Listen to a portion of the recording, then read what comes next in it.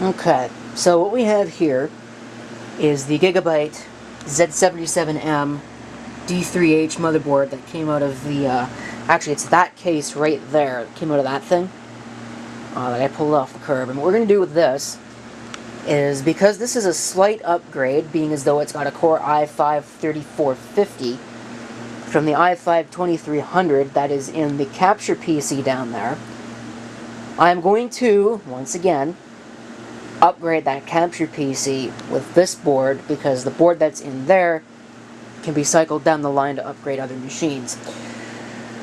A server, pretty much. But anyway, I wanted to point something out about this. Check out this heatsink. I'm pretty sure it's bent. That this is supposed to be facing upwards, like this, like straight, as opposed to bent over like this. I'm not really sure what happened. But quite honestly, it still works for some inexplicable reason. So I'm inclined to leave it, because I'm sure that if I try to bend it back, I bet you any money the reason why it was done is because of these tall heat sinks that are on these memory modules. But in any event, these memory modules are actually going to come off of this. I'm going to put the modules that are in that on here, because this is 8 gigs of RAM, and this is a 32-bit system, so 8 gigs is too much. Either way, if I bend this back, regardless of the heatsink situation on these memory modules, if I bend this back, I'll more than likely break one or more of these heat pipes. I can just see it happening, so I'm going to leave it alone. Like I said, it still works for some inexplicable reason, so there's no sense in messing around with it. Okay, so because people love to moan and whine and complain about the fact that I don't show them every single little thing that I do, here, we're going to time-lapse the whole removal and installation of the old board and the new board, respectively, of course. Now, the interesting thing that could be a problem here is this big, massive bundle of cabling right here.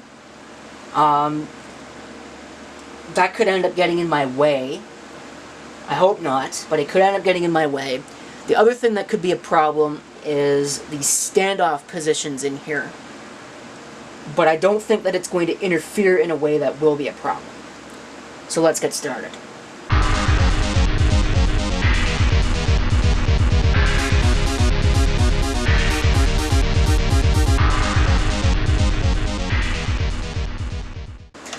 By the way, just a quick little interjection. I do not recommend using a screwdriver to try and push the release on the PCI Express slot, because what you'll probably end up doing is stabbing through your motherboard because you'll slip. Not a good move. I can tell you that right now. Don't ask how I know that.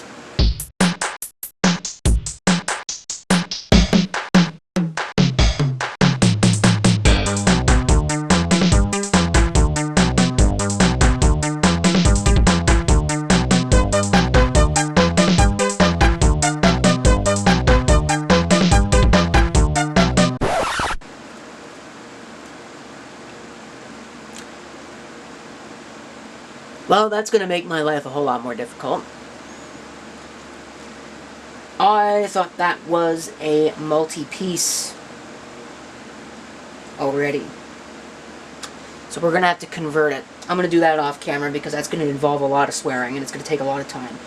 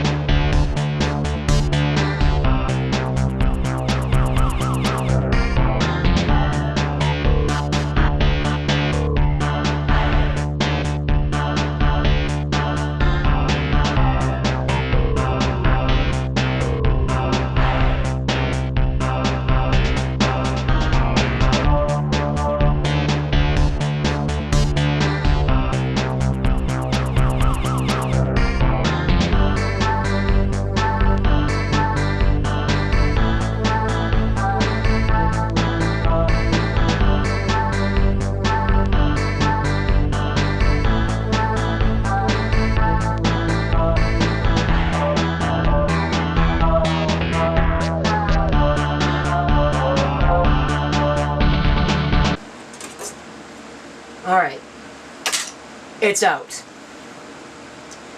I'm going to deal with this front panel monstrosity.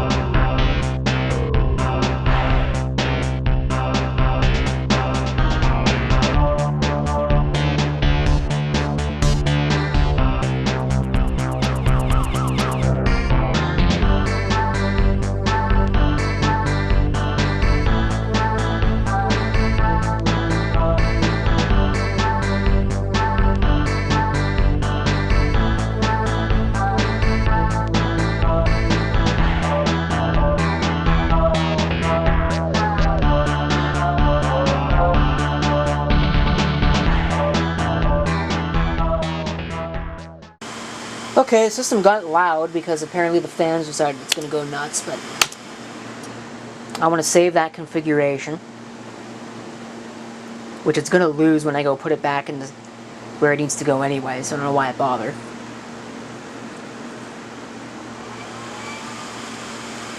And we'll just watch it boot. Or maybe we won't, because the camera will die.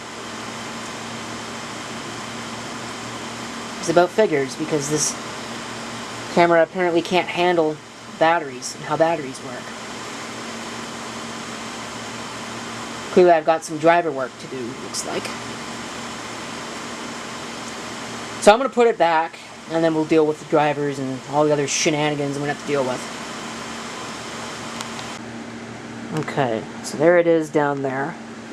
Video light seems to not do a whole lot of good, really, but now we are waiting for the gargantuan list of things for it to install, to be installed.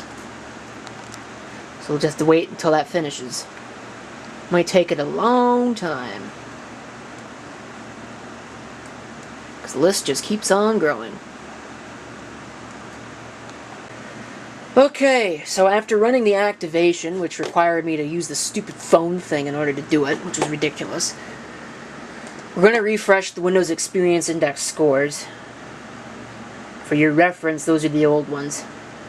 The base score isn't going to change because it's still using a mechanical hard drive. Really, the only thing that should change is the CPU. Everything else should stay the same. So we'll rerun this assessment. Looks like it's going to rerun them all for some reason. And then we'll have to deal with some unknown devices. And I'm going to have to plug in my card reader because I forgot to plug in the stupid card reader, doggone it. Obviously, as you might be able to guess, a slight improvement in the CPU only gives a slight increase in the score. But every little bit helps. I keep saying that. And I mean, it was free, so why not? I'm not sure why the RAM went up, because it's the same RAM that was in here before, and it was still running at 1600 megahertz.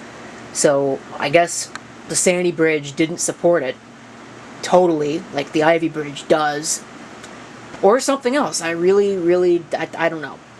So, let me straighten out these unknown devices, if I can. And, because I probably can, it's a Gigabyte board. It's not like Gigabyte's throwing away the drivers for their old motherboards. Intel. And get my card reader fixed. Okay, I think that's pretty much going to do it. I've got all the drivers installed, and everything seems to be working okay. I haven't noticed any glitches or anything like that. There you can see CPU specs and all that. Nothing really terrifically interesting. And I'm going to shut down the video. So thank you for watching. If you have any comments, feel free to leave them down below. And this is CP666 signing off. And I hope to see you next time. Till then.